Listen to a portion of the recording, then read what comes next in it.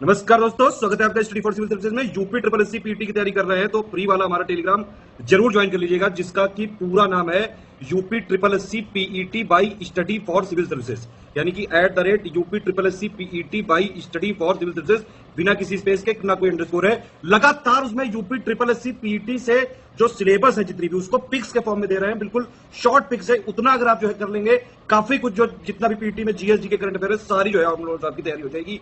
उसी में test series का भी लिंक मिलेगा, क्विज भी उसी में चालू कर दी है। लगातार उसको फॉलो करके रखिए, लगातार आपके लिए लगे हुए हैं, आप देख रहे होंगे। उस ग्रुप की लिंक वीडियो के डिस्क्रिप्शन में दी हुई है, जो हमारा डिस्क्रिप्शन में है उसी से ज्वाइन करिएगा। वीडियो के जो डिस्क्रिप्शन में लिंक दी हुई है उसी से ज्वाइन करिएगा, या फिर ये वाला ग्रुप है, देख लीजिए ध्यान से। टेलीग्राम में ये लिख के सर्च करना है UP triple SC PET by study for civil services, बिना किसी स्पेस के। ये वाला ग्रुप है, अपना ध्यान रखिएगा। ये वाला दूसरा कोई चैनल है, इसको ज्वाइन कर सकते हैं आप चाहें तो। ये वाला हमारा मेन चैनल। इंस्टाग्राम में हमारा पेज फॉलो कर लीजिएगा, स्टडी फॉर सिविल .सर्विसेज। इसमें स्टोरी हाईलाइट, जो हाईलाइट हो प्लस पोस्ट जरूर देख करिए। सारे क्वेश्चन अटेम्प्ट करिए और स्कोर अपना जरूर कमेंट करके बताइए कितने आपके क्वेश्चन सही हो रहे हैं। दोस्तों, ये यूपी ट्रिपल एससी के पीईटी एग्जाम को फोकस करके बनाया गया टेलीग्राम का चैनल है। स्टडी फॉर सिविल सर्विसेज का ये अद्भुत प्रयास है ताकि आप बेहतर प्रैक्टिस कर सकें और अच्छा स्टडी मटेरियल पिक्स के माध्यम से, क्विजेस के माध्यम से आपको लगातार मिलता रहे।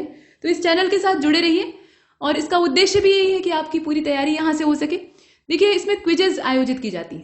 ये जो क्विज है ना, इसमें विकल्प दिए रहते हैं और कुल मिलाकर 25 प्रश्न ये डाले जाते हैं। इन 25 प्रश्नों को आप हल करके अपनी तैयारी को परख सकते हैं। देखिए, इन प्रश्नों में कैसे किया जाए। भारत की सीमाएं कितने देशों से लगती हैं? तो यहाँ पर जो विकल्प दिए हैं उन्हें आप देखिए, 4, 5, 7 और 9। 7 देशों से लगती है। बांग्लादेश से सबसे लंबी सीमा लगती है। इसके बाद आगे चलते हैं। क्वेश्चन नंबर 2 को देखिए। यहाँ वेनिस शहर की बात की जा रही है, जो कि नहरों और पुलों का शहर है। जाने आने के लिए नाव का इस्तेमाल करना पड़ता है। वो किस शहर में स्थित है? तो वो इटली में है। यहाँ पे गलत मार्क किया गया है, स्कॉटलैंड। वो इटली में स्थित है, ये तो जग जाहिर बात है। इसके बाद आगे चलते हैं। नेक्स्ट क्वेश्चन नंबर 3 को देखिएगा। अजरबैजान, जो कि कभी सोवियत संघ यूएसएसआर का हिस्सा था, जब सोवियत संघ का विघटन नहीं हुआ था, तो यह निम्नलिखित में से कौन सी राजधानी को कवर करता है? मतलब इसकी कौन सी राजधानी है, कुल मिलाकर आपको ये बताना है। तो इसमें आप देखिए, यहाँ उलान बटार दिया हुआ है, कीव दिया है, बाकू दिया है और ताशकंद दिया है। तो बाकू इसकी राजधानी है। ठीक, इसका जो करेक्ट आंसर है वो इसमें बाकू हो जाएगा। क्वेश्चन नंबर 3 को हमने देखा क्विज के। इसके बाद 4th क्वेश्चन को देखते हैं। यहाँ हिंदी का प्रश्न है और इसमें पूछा जा रहा है कि कौन से अष्टछाप के कवि, अष्टछाप के जितने भी कवि हैं उनके नाम आपको पता होने चाहिए। तो इसमें अगर आप देखें तो विकल्प बहुत सरल है। मीराबाई नहीं हो सकती, रसखान नहीं हो सकते, विद्यापति का इससे कोई कनेक्शन नहीं है, ये सूरदास से संबंधित है। इसके बाद आगे बढ़ते हैं। प्रश्न संख्या 5 को देखिए। यहाँ शुद्ध वाक्य आपको करना है, मतलब शुद्ध करना नहीं है लेकिन उसमें से चयनित करना है कि सही कौन सा है। तो भारत में अनेक जाति हैं, यहाँ इस तरीके से लिखा है। भारत में अनेकों जातियां हैं, माफ कीजिएगा, भारत में अनेकों जाति हैं। भारत में अनेक जातियां हैं और भारत में अनेकों जातियां हैं। तो भारत में अनेक जातियां हैं। जाति शब्द जो है उसमें बहुवचन लगाएंगे, लेकिन अनेक शब्द जो है उसमें अनेकों नहीं करेंगे। अनेकों कर देंगे तो वो गलत हो जाएगा। इसके बाद क्वेश्चन नंबर 6 को देखते हैं। मानव मात्र को गीता के महात्म से परिचित होना आवश्यक है या अनिवार्य है? अब ये जो महात्म में शब्द इसमें लिखा हुआ है, इसे आप देख रहे हैं, ये गलत तरीके से लिखा हुआ है। महात्म में लिखा है, सही क्या होगा? तो महात्म्य हो जाएगा। इस प्रकार से लिखा जाएगा, आधा त रहेगा, आधा म रहेगा। नेक्स्ट, अगले प्रश्न को देखिए। यहाँ एक मुहावरा दिया हुआ है, मुहावरा कम लोकोक्ति है। आंख न दीदा काढ़े कसीदा, ये गांव में कहा जाता है। तो इसका अर्थ क्या होता है आपको पता होना चाहिए। वाक्य में प्रयोग तो आप बाद में करेंगे। तो बहुत निपुण बनना, साधन न होने पर भी काम कर लेना, सर्वथा अयोग्य, या योग्यता न रहने पर भी काम की शेखी बघारना। तो देखिए, सर्वथा अयोग्य है तब तो उसके लिए दूसरा मुहावरा होता है। इसके लिए वही है कि योग्यता आपके पास है नहीं, लेकिन फिर भी आप काम करने की जो शेखी है उसको बघार रहे हैं। न तो आपके पास आंख है, ना आपका दीदा ठीक काम कर रहा है, तब भी आप कसीदा काटने का दावा कर रहे हैं। इसके बाद क्वेश्चन नंबर 8 को देखिएगा। कौन से शासक ने भारत में तुगलक वंश की नींव रखी थी? सल्तनत काल में तुगलक डायनेस्टी। तो आप जानते हैं कि गयासुद्दीन तुगलक ने रखी थी। इसका जो ख वाला ऑप्शन, मतलब बी वाला ऑप्शन है, वो परफेक्ट है। इसके बाद अगले प्रश्न को देखते हैं। जयचंद के विश्वासघात के कारण पृथ्वीराज चौहान की पराजय होती है। नहीं तो पृथ्वीराज चौहान जो है वो हारे नहीं होते। तराइन का दूसरा युद्ध 1192 में लड़ा जाता है। कालांतर में जयचंद कहाँ और कब मारा गया था? तो ये चंदावर का युद्ध था। ठीक है, चंदावर का युद्ध था, 1194 इसकी डेट थी। इसके बाद आगे चलते हैं। यहाँ देखिए, बाई स्वामी विवेकानंद इन 1897 क्या एस्टेब्लिश किया गया था? स्थापना किस चीज की हुई थी? तो आप जानते हैं कि रामकृष्ण मिशन की स्थापना हुई थी। इसका जो करेक्ट आंसर है वो सी हो जाएगा। इसमें तत्वबोधिनी सभा और इस तरह के विकल्प दिए हैं कि बहुत आराम से आप चुन सकते हैं।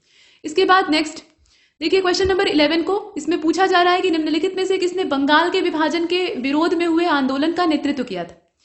तो बंगाल का विभाजन हुआ तो उसका विरोध तो सभी लोगों ने किया, लेकिन नेतृत्व किसने किया था? ये सुरेंद्रनाथ बनर्जी के द्वारा किया गया था। इसके बाद आगे चलते हैं। इसमें ये पूछा जा रहा है कि कौन सा भारतीय राष्ट्रीय आंदोलन में क्रांतिकारी नेता नहीं है, राजनीतिक नेता है लेकिन क्रांतिकारी नहीं है। तो चंद्रशेखर आजाद ये 1 नंबर के क्रांतिकारी थे, सूर्यसेन थे ही भाई, भगत सिंह को पूछना ही नहीं है। तो इसमें गोपाल कृष्ण गोखले हो जाएंगे, जो कि शांतिवादी नेता थे और ये क्रांतिकारी होने से इनका कोई कनेक्शन नहीं था। इसके बाद 13वें नंबर के क्वेश्चन को देखिए, निम्नलिखित में से किस अधिनियम ने भारत में संघीय शासन व्यवस्था को शुरू किया था या संघीय शासन की व्यवस्था की थी? तो ये गवर्नमेंट ऑफ इंडिया एक्ट 1935 है। इसका जो करेक्ट आंसर है वो सी वाला हो जाएगा।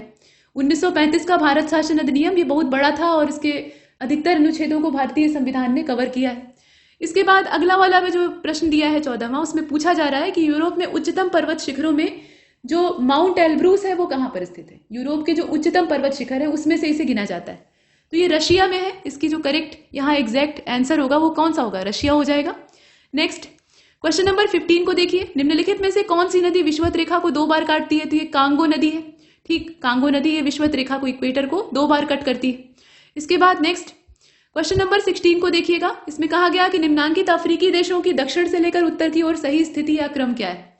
तो यहाँ अफ्रीकी देशों के नाम पहले देखिएगा, नाइजीरिया दिया है, दक्षिण अफ्रीका दिया है, तंजानिया दिया है, और इसका जो राइट आंसर है उसमें BCAD के हिसाब से हो जाएगा। अरेंज कर लीजिए इसे। BCAD का मतलब समझ रहे हैं?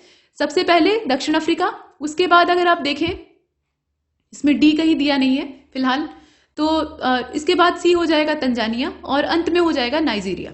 इसके बाद आगे चलते हैं, अगले प्रश्न को देखिए। क्वेश्चन नंबर 17, भारत में हरित क्रांति के प्रणेता कौन थे? ये RK मुखर्जी थे, स्वामीनाथन थे या मेहता थे? तो स्वामीनाथन का नाम आता है, ये भी आप जानते हैं। तो इसका 93 मतलब जो सी वाला ऑप्शन है वो परफेक्ट हो जाएगा। इसके बाद क्वेश्चन नंबर 18 को देखिएगा। इसमें कहा गया कि the imperial bank of India, इसका जब राष्ट्रीयकरण किया गया तो इसका नया नाम क्या हो गया?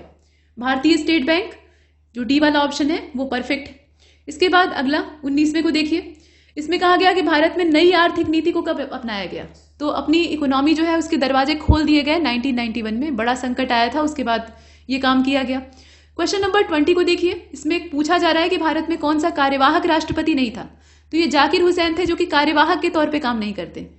नेक्स्ट क्वेश्चन नंबर 21, लोकसभा में चुनाव के लिए उम्मीदवार बनने की न्यूनतम आयु सीमा कितनी है? 25 साल है, जग जाहिर बात है। छोटे छोटे क्वेश्चन है। इसके बाद क्वेश्चन नंबर 22 को देखिए। केंद्र और राज्यों के बीच में वैधानिक शक्तियों का बंटवारा किया गया है, तो ये किस अनुसूची में प्रावधान है? 7वीं अनुसूची में प्रावधान किया गया है। ठीक है, इसका 7वीं अनुसूची हो जाएगा, 7th शेड्यूल। क्वेश्चन नंबर 23 को देखिएगा। इसमें कहा जा रहा है कि आर्द्रता किसके द्वारा मापी जाती है? आर्द्रता को नापने के लिए किस चीज का इस्तेमाल किया जाता है? तो ये हाइग्रोमीटर है। ठीक है, हाइड्रोमीटर को मत चुन लीजिएगा, हाइग्रोमीटर, इससे आर्द्रता नापते हैं। इसके बाद क्वेश्चन नंबर 24 को देखिए। डायनेमो की खोज किसने की थी? तो ये माइकल फैराडे के द्वारा की गई थी। इसका करेक्ट आंसर डी वाला हो जाएगा। इसके बाद क्वेश्चन नंबर 25 को देखिए। निम्नलिखित पशुओं में से या जीवों में से कौन सा पशु स्तनपायी प्राणी समूह का नहीं है या स्तनधारी नहीं है? तो इसमें जो जीवों के नाम दिए हैं उसे आप देखें, कंगारू है, स्कोलियोडॉन है जिसे कि कुत्ता मछली भी कहा जाता है, और हिप्पोपोटामस है, वेल है। तो बाकी सभी तो स्तनधारी है ही है। इसमें जो स्कोलियोडॉन है ये मछली है भाई, तो ये स्तनधारी कैसे हो सकती? बाकी जितने हैं वो स्तनधारी हैं, यानी मैमल्स। तो यहाँ तक हमने 25 जो क्वेश्चन है क्विजेस के उसे कंप्लीट किया है, और ऐसे बहुत सारे जो क्विज के क्वेश्चन है वो आपको इस चैनल पे मिलते रहेंगे। इससे जुड़े रहिए।